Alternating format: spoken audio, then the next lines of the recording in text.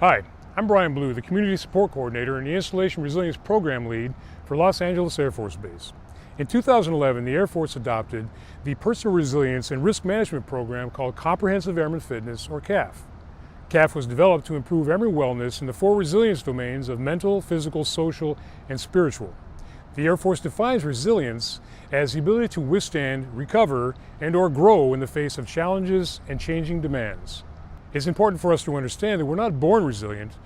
We learn to be resilient through life challenges. The film you're about to see depicts real stories of life challenges told by the people who lived them. We'll learn about their experiences and see how they not only survived, but became stronger and more resilient in the end. Why me, God? Why me? I thought I was on the right path.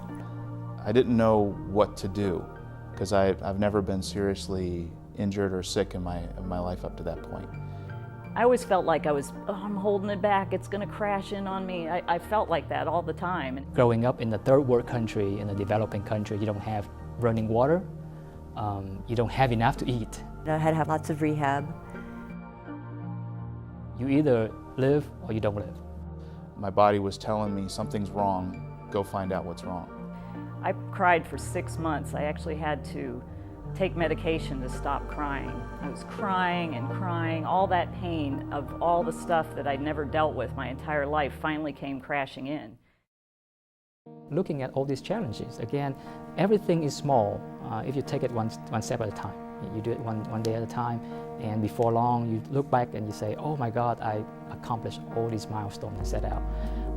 And that's how you build up character, that's how you build up resilience.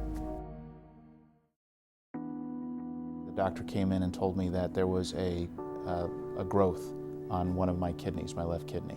It was mostly a little bit of disbelief shock because it was a chance catch, disbelief that at 41 years old having cancer, to how do I process the surgeries I'll be going through, the recovery.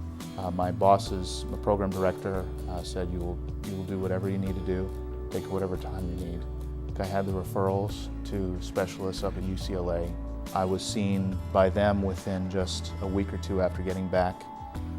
Confirmed, it's 90-some% chance of being cancerous.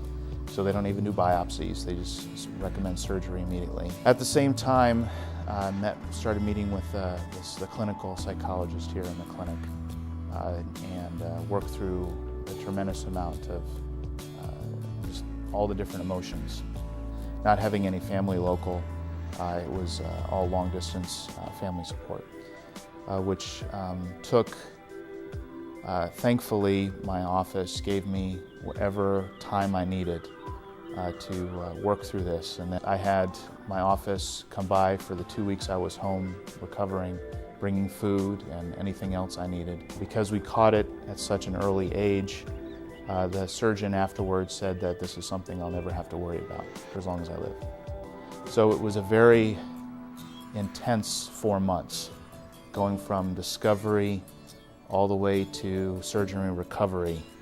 It was a lot quicker than I expected for just getting everything I needed, but the clinic was there and kept calling me, making sure that I had everything I needed, that I received the referrals, that I was getting the care that I needed. It was, considering how tough the situation was, the support all the way across the board was what I needed to get through it. Removing all that, just removing all that stress from work was very helpful. The biggest thing again is to ask for help. Just relieves so much of the stress to allow you to focus on the situation, whatever that was, so you can address it. I was born in Vietnam shortly before the Vietnam War ended. My story of resilience actually started early because when I was 2 years old, my dad was sent off in the so-called re-education camp by the communists. It's just a glorified name for prison, hard labor prison. So that's when it all started. You know, when I was 2 years old, I was without a father, and my mom took care of us, the three of us. I was the youngest. And that's when I learned about resilience. The thing about resilience is that it's not something that you are born with. You are thrown into it, and with a lot of support and a lot of love from families, from friends, and even from groups, you learn to deal with it. Financially speaking, we were poor. In social standing, we were pretty much like third or fourth class citizen because under the communist system. Nothing came to us easily. We had to earn it. I'm saying this because we take a lot for granted here in America.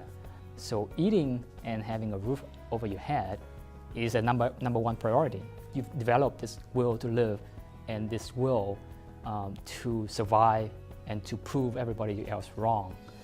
And so I remember one of the vivid memories I have is sitting with my mom on the side of the street selling knickknacks just so that we can have money and to live to see the next day. But all of that experience, and now that we talk about it, it's all in the past, but it helped build me, build my character, and it helped me value life, value what I have in life a lot more. It didn't just end there. Resilience is something, like I said, you learn to live with, you learn to deal with it, and when you come out on the other side, it's a gratification. It's the greatest feeling that you have, because now you've proven to yourself, you've proven to friends, families, you've proven to society, to the doubters, that you can overcome adversity. When my dad came back from prison in 1978, we immediately applied for a way out, to go back to become refugees, political refugees. So we applied in 1978. It took us 16 years in 1994 to actually get the visa to come to America. Thanks to my parents, thanks to the support system, with families, we actually did really well. My two older brothers and I all got into college, and we almost had to ace the matriculation exams in order to compete with the first class and second class. So again, it's the drive in us to prove everybody else wrong, that we can do this, despite all the discrimination.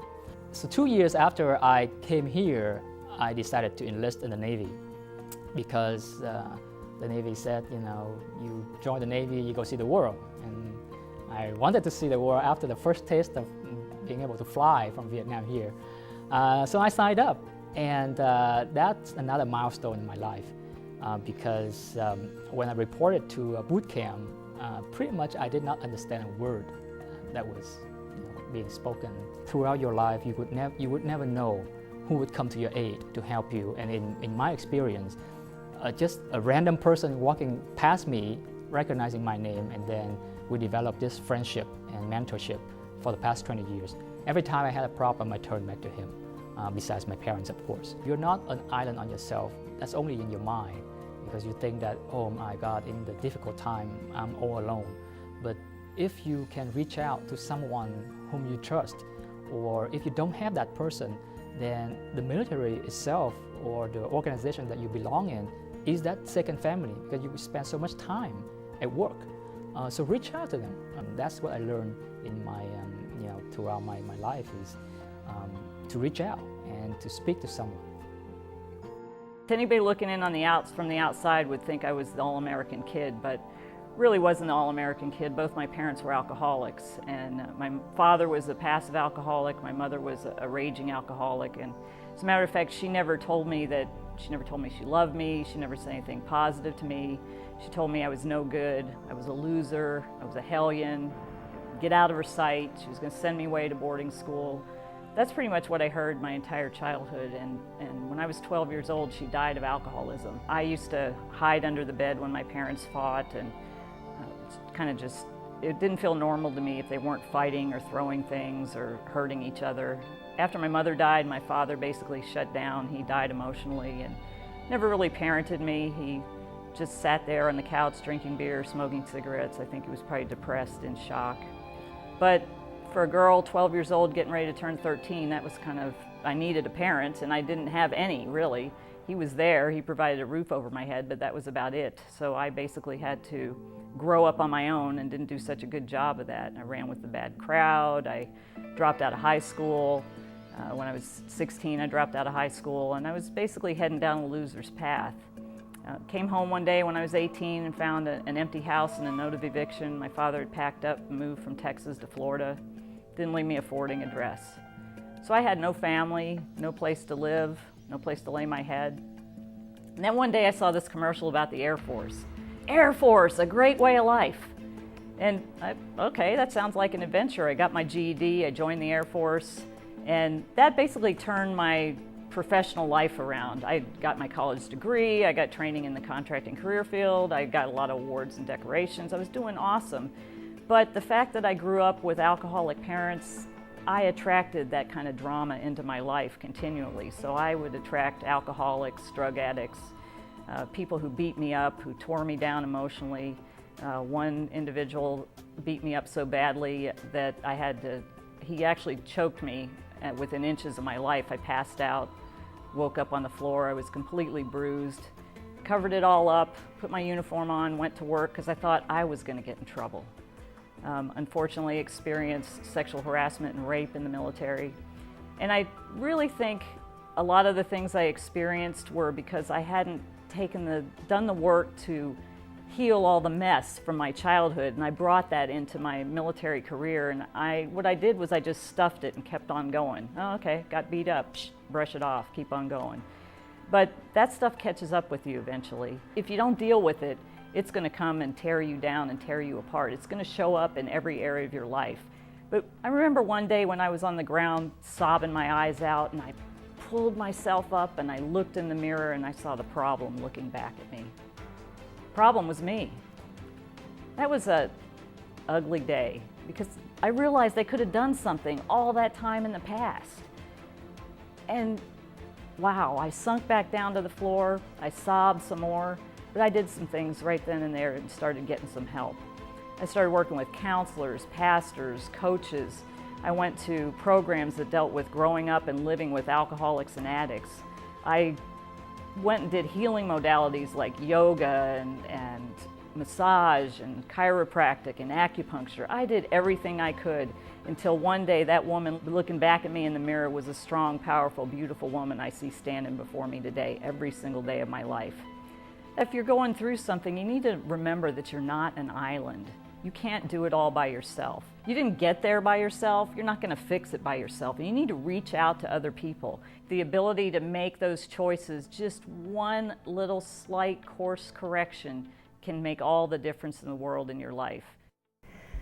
I was 2 weeks away from reporting into LA Air Force Base as a second lieutenant, and I suffered a cerebral aneurysm. Basically, my vein in my brain exploded, and I had to have 4 brain surgeries and lots of rehab. And the Air Force said thanks, but no thanks. I had to resign my commission, and I ended up coming back into the government service under DCMA, and a year later into LA Air Force Base as a contract specialist. The brain aneurysm was hereditary, and it really changed my life in the sense that I was on a path, to be active duty, go into the Air Force. I had been enlisted for 3 years, so I was looking forward to being an officer and as a career. God had different plans for me. And I met my husband, got married, and now I'm a happy mom of a 2-year-old. I was pretty much, I don't want to say a vegetable, but I pretty much was. As I was recovering, I was going through the why me. But I had so much family and friends and so many good things happening to me that I really couldn't focus on the negative, especially the fact that I was alive. I was told I was 1 in 10, to actually survive an aneurysm. 7 out of 10 die in the first 24 hours. Example, my mother and my uncle. And out of 3 left living, 2 out of the 3 have a permanent disability. I recovered almost 100%. So I had a lot to be grateful for, and a lot of people who helped me along the way. I take every day as a gift. Yesterday, is the past, tomorrow's a mystery, but today's is a gift. That's why it's called the present. Look at what's around you. Look who and what is around you. While I was in a dark place for a long time, I could feel the love that was there. It made me think that all these resources, they are set up for a reason. Along the way, the Air Force and the military itself takes care of its people. Those resources can be and are important, and they can make a difference.